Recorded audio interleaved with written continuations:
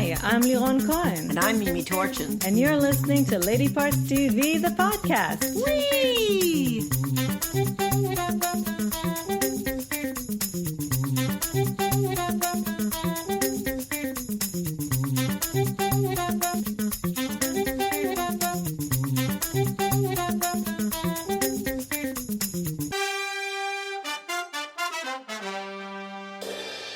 Hi, everybody. Hi. We're happy to be back. And we have so much to tell you that we actually had to keep a couple of items. We'll leave them for next week because there's just so much to talk about. Well, we haven't been around for... I know. We needed a little break after talking to you. did. Especially me. Okay, we have stats for you. We are finally starting to watch more current shows. Stats, exactly. We tallied 18 primetime shows, out of which written or co-written by a woman, 9, which is 50%. Fabulous. Directed by a woman, 4, which is a measly 22%. And by the way, when we say primetime, we don't mean just network. No, of course not. No. Oh, God, are you kidding? If we did just network, our stats would be so much worse. There'd be one show, a week. Yes. And we're going to start with an exciting giveaway. We have 4 copies of a new film to give to the first 4 people to either email us at ladypartstv@gmail.com or send us a private message on Instagram and tell us that you want it. And it's called Spontaneous. It looks wild. It is already available on digital and on demand, so you can all go watch it even if you don't get a free screener from us. Directed and adapted by Brian Duffield from a young adult novel by Aaron Starmer. Apparently very popular. Yeah, it's starring Catherine Langford, Charlie Plummer, and for all you lesbians, Piper Perabo, who I know we all watch in whatever she does, right? I love her. I absolutely love her, but imagine me and you is... Yeah, it's a far cry from this, where she plays the mother. Exactly. She's gotten to that age. Well, and this is a movie about it's a young adult. Yeah, I mean, it is a coming of age. Book. Yeah, it's a coming. Well, it's funny to call it a coming of age, when but it their is. heads are blowing up. Right. So it's high school students, and all of a sudden, people start spontaneously combusting, just exploding. Sounds bizarre, and we didn't think that it would be very appealing. But I have to tell you, the trailer looks very, very good. Actually, yes, and it looks funny. On top of and it just everything, and it really in spite of everything, and it provides the setting, which is the setting for these, Dylan and Mara, again, Catherine Langford and Charlie Plummer, to realize, but first to have kind of a romance, but also to realize kind of carpe diem. They don't know at any moment they could be exploding. And I haven't seen the movie yet, but I dare to guess that, I can't even imagine what it's like to be a young person these days. Everything seems so almost post-apocalyptic to us adults. So what does it feel like to be a young kid just starting your life in a town like and this? Also this plugged-inness. Oh, God, yes. My friend Mary Claude, happy birthday, Mary Claude, posted something. It was a repost of drawings of people and the connectiveness, how we're all addicted to our devices. And it's for kids, it's even... Well, and the strange thing about that is you're more connected, but at the same time they lose something in the personal connection, right? So it's a very bizarre time to be growing up, I think. Yep. And again, we haven't watched the movie yet, but I have a feeling that that's kind of the symbolism or the metaphor to what they're going through. Live while you can. Yeah. So anyway, it looks really good, actually. And again, it's called Spontaneous. And unfortunately, our screeners will only be viewable from within the U.S. So if you are eligible for that, please email us, ladypartstv@gmail.com, or send us a private message on Instagram. Tell us that you want to see the movie.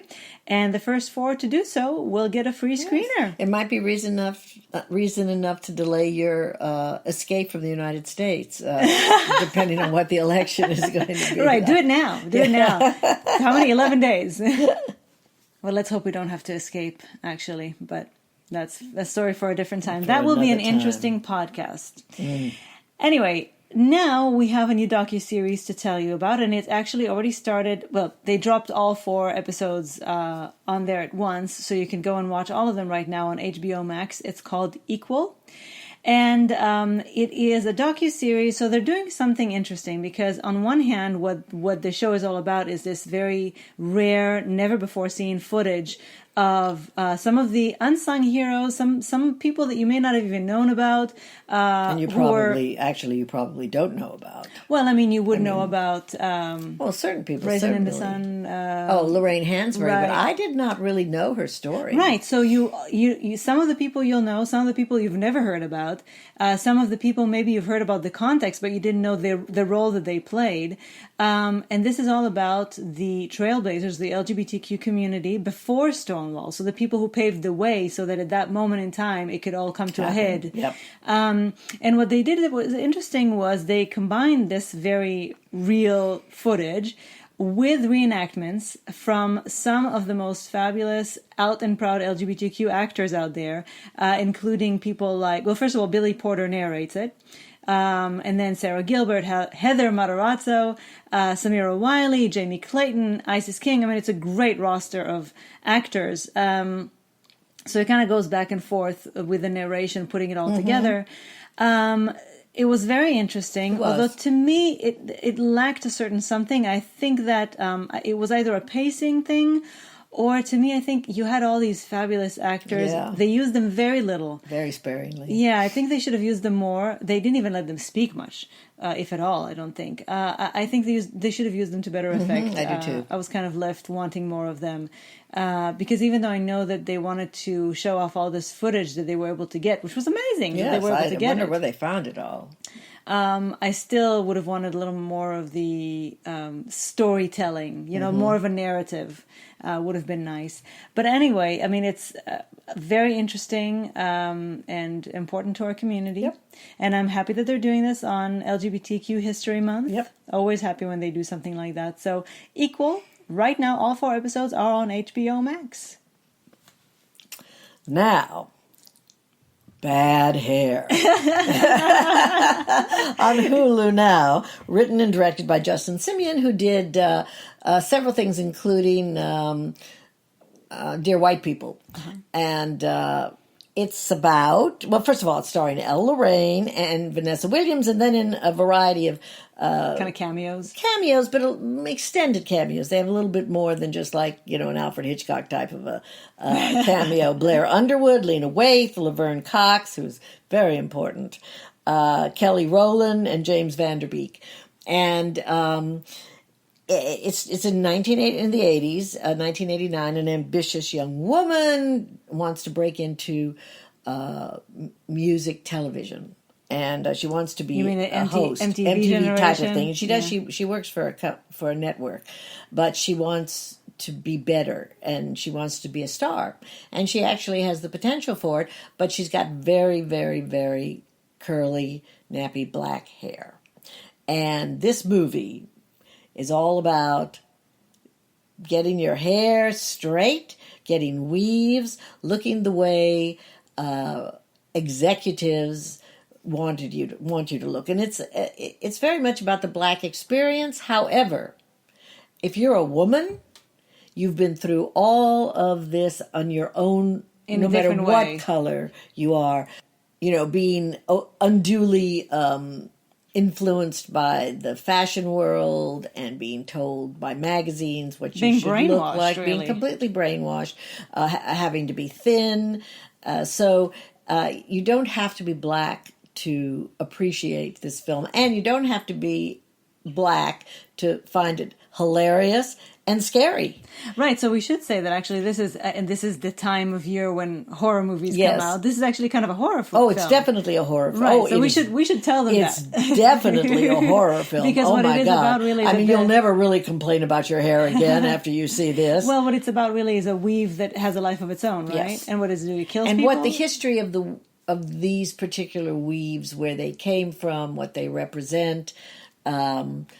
It's a very clever film. And also, although there were some black horror films in the past, Blackula, a few other ones, thanks to Jordan Peele, there's a resurgence in the genre film, the black horror movie, and I still haven't had the guts to watch Us yet. I have the DVD, and I've had it for a year at least. to get right there to play, and it seems so scary to me. But anyway, I highly recommend it if you like horror, if you're interested in a film that has something to say but says it in a very different way, and everybody is wonderful.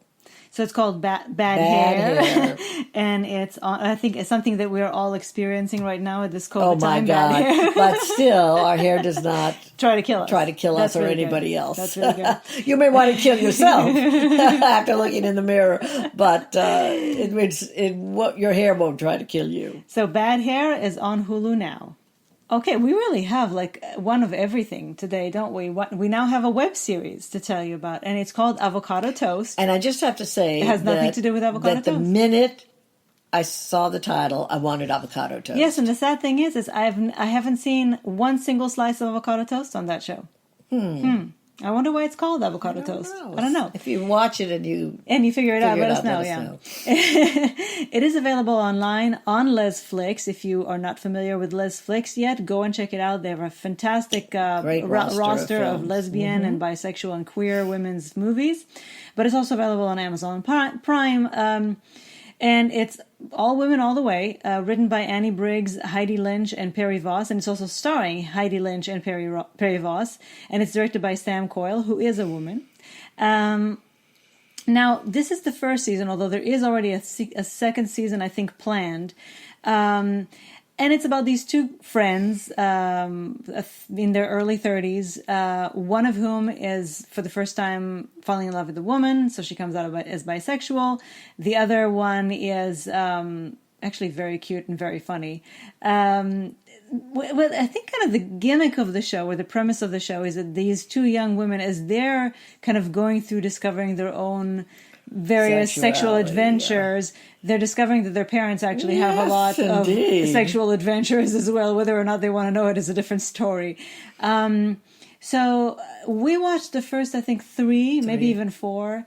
How long were the episodes? Do you remember more or less? I think they were like 15 or 20 minutes. They were actually a good amount. That's a good amount. Yeah, I think so. It's almost it's almost a sitcom. And they were very well written and well acted. Well produced. Yes, they were very top-notch web series. The thing is that we took an interest in it because of the lesbian aspect of it. To us, in the first few episodes, there wasn't enough of it to keep us going. However, it's not our genre. But if it is yours, kind of a girlfriend's buddy comedy between women, again, that's very well written and very well acted, you could really enjoy it because it's kind of a light, enjoyable piece of entertainment that, again, we only scratched the surface. There will be more to it because there are more episodes that we didn't watch.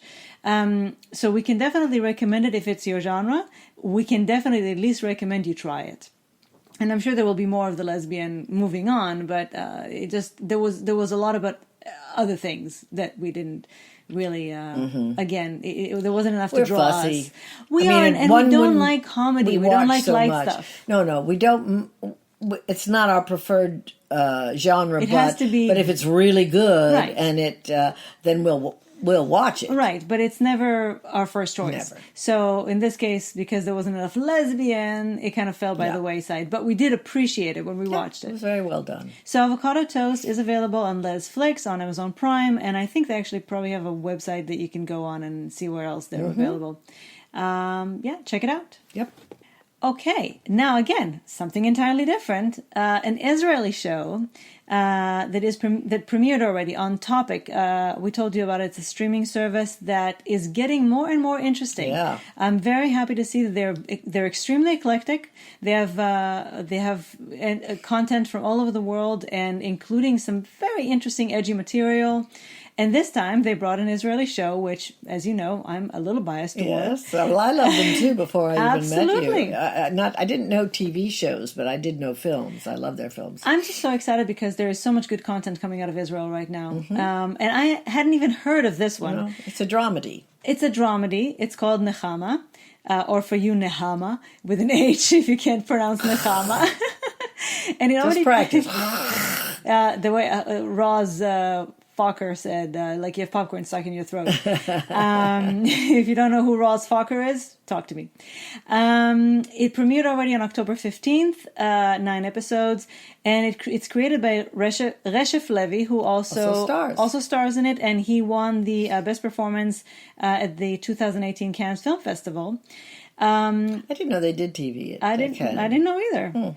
Anyway, he's really the star. There are a lot of people around him, but I have to say, I didn't recognize any of them except one, Gilal Magol, who is like acting royalty in Israel, and I'm sure she'll have much more to do than what we saw her in that first episode. We really wanted to watch another one before we reviewed this, but we had internet problems yesterday, and we were not able to watch it. That was such a drama.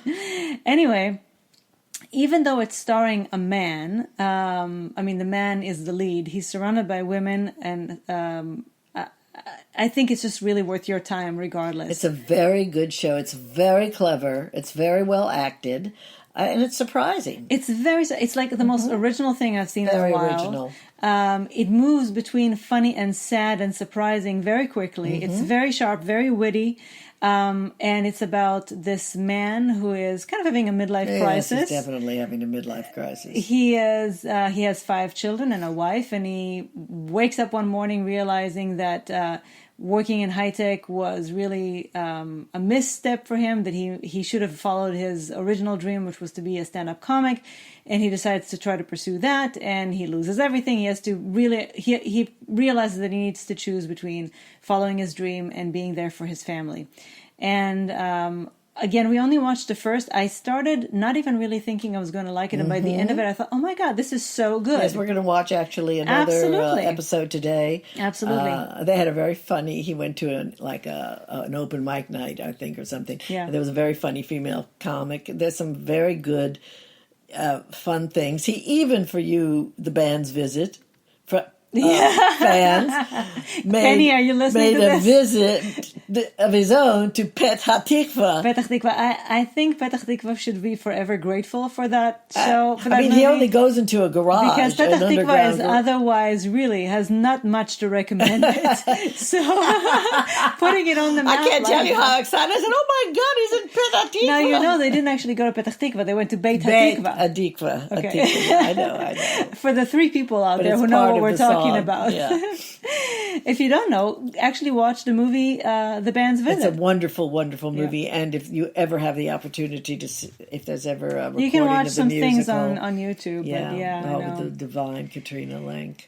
Anyway, Nehama, or for you, if you need to spell it, it's Nehama, on topic. Just like it sounds, which is really unusual. No, Nehama and Nehama. I'm sorry. Different. It's still just like it sounds. We really, really recommend you check it out and check out Topic for the rest of their content, which is becoming more and more interesting. Now, for something that I have been really looking forward to, and it's on this Sunday, October the 25th on HBO. Starting anyway. We have to watch this 1 week at a time. Can you believe it? But everything we like on network is the I same know, but way. this I think. But nothing on network is as compelling. No, I think this one is going to be a nail-biting one. It's called, in case you were wondering, The Undoing. And it's created by David E. Kelly and directed by Suzanne Bier. She did The Night Manager, among other things. She's a very well-known and wonderful director. And it's starring Nicole Kidman, Hugh Grant, as I like to call him, I don't know why, Donald Sutherland, and Lily Rabe, among others. But wait a second. You should have said Nicole Kidman and stopped. Yes, well, and then the rest. But Nicole works all the time, and now that she's working in television, we really get a lot of chances to see her. And I have been a fan of hers for many, many, many, many years. Well, I've been liking her more and more. She's been choosing a more and more interesting material to do. Yes, well, she has the world at her fingertips, exactly. And she has her own production company. Why not? So why not? Anyway, her character, Grace Sachs, is kind of living the life of her dreams. I have to tell you, though, that both the trailer and the description they don't let you are know extremely anything. Vague. So really what you need to know is watch it. Yeah. Is Nicole Kidman. No, it's a very it's a mystery. suspenseful, and it looks like it's very high stakes. I mean, it's rich people who have their lives undone. Yes. By so maybe you can't completely identify with it, but you don't have to. We don't have to just identify enjoy. Right, with everything we watch. No. And they live in New York City, which I'm eager to see because I miss my city so much, even though it's breathtaking out here in the country in Martha's Vineyard right now. I just miss my city. There's a whole, almost everything we read that's a suspense or a thriller, it all says, and they discover secrets. So this is the case too. She discovers that she never knew the husband that she had. There's a murder. There's he disappears. It's very hard to actually know what it's about, besides the fact that it's rich people and a woman and her son who there's some sort of a murder, and then the husband is somehow disappearing. Or Donald Sutherland being either her father-in-law or her father, and being very sinister. Right. So as he has become in his old age. What they really want you to know is it's going to be very intense, and it's starring Nicole Kidman. That's so all just you watch need it. to know. Okay. So just watch it. Now, we have just a couple of minutes, and I truly mean a couple of minutes. It's too hard, just a couple of minutes. But we can't not mention that we saw... Rebecca. Yeah. The remake. And let me just say there's no reason to remake Rebecca. Rebecca is a perfect film. Except for when I went to Shirley run something, I wanted to see Judith Anderson as Mrs. Danvers as opposed to the divine Kristen Scott Thomas, which is reason enough to watch it. And practically the only reason it turned out. It had that awful sort of constant romantic sounding music in the background, and I really don't like that. But anyway, it stars Kristen Scott Thomas as Mrs. Danvers, Lily James as Mrs. De Winter. Mrs. De Winter. They never give her a name, and I always forget about that, how clever that is. Armie Hammer. Armie Hammer as Max De Winter. Keely Hawes has a small... Yeah. It's got some nice smaller roles for big actresses who we love. And it's very well made. I enjoyed it. It seemed ever so long. And it was just missing the magic of the original. I don't see... The only reason I would see to remake this is so I could see Kristen Scott Thomas play Mrs. Danvers, which she does divinely. And, there's lesbian overtones. There always have been about Mrs. Danvers and Rebecca. And some review said that this, played it up. It does not. It does not, and that was a big disappointment for me. They changed the ending a little bit. Not so's that it does anything to... do anything except to give Kristen Scott Thomas a little extra moment or two, and again to sort of reiterate her love of Rebecca. And but that's it. Don't go see it for the lesbians because you'll be very sorry. There are no lesbians except maybe Mrs. Danvers, and it's so very sub rosa. Subtle. Yeah. Well, and I, as somebody who's never seen the original, and I came to it very excited. I kind of finished the movie thinking, well, I don't really know what it wanted to be. It's kind of, to me, when you do a remake, you do it for a reason. So many remakes have been done without a reason, and they were unnecessary. I don't think you need to have a reason for a remake other than the original. Update it.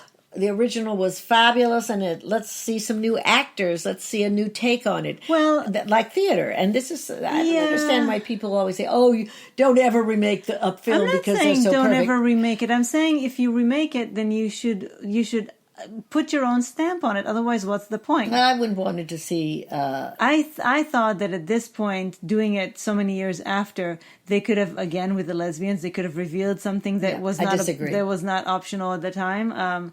I just didn't find it compelling. I disagree because it's meant to be subtle. But it lacked a punch. Yes, it did lack a punch, and I'm just not sure why. If you've seen the original, it should have been shorter. You will definitely be way too long. It should have been shorter. You will definitely be disappointed. If you haven't seen the original, I think you'll enjoy it very much, but you too might feel that something is lacking. Yeah. But I recommend it. And if you're a Kristen Scott Thomas fan, as I know many of you are, Tina Sloan said she's her favorite actress, and she's my favorite actress too. I think that the big revelation also was an anticlimax. Well, it's not an anticlimax. It wasn't enough of a climax. But you know what it does is it gives you a revelation. And then then there's nothing. another revelation. No. Then there's another revelation. And then there's even another revelation. So, and somehow they lacked the punch that they should have had. Yeah, and I I think didn't it's because they feel- stretch it out through too I didn't much feel time. that after the revelation, enough changed. You know, I just felt like it I don't know, it just didn't work. It didn't work. Something in the pacing, something in that, it just didn't work. And they didn't give them, anyway, I mean, Anyway, we didn't have, where can you, where is it? Oh, It's yes, on HBO. Netflix. No, Netflix, right? Netflix. And hey, if you have Netflix, I would No, recommend you can you watch watch it. I mean, it's- because it's a very well-made film. It's very beautiful to look at. And Just the don't acting have- is superb. just don't have high hopes. Yeah, especially if you've seen the original. Yeah. My friend Debbie says, "Why bother?" But I say bother so I can see other actors play these roles. Lily James, I thought, was really wonderful, and Armie Hammer, who does not delight me in most cases, is a very solid and stolid Max de Winter, and he looks very pretty. He's quite a handsome man. All right, so Rebecca is on Netflix now. And with that, we're going to say goodbye, and Adieu. we'll meet you here next week because we already have so much to talk about. Yep. So thank you for joining us. Have a great week. Have a good Be week. safe. Be safe.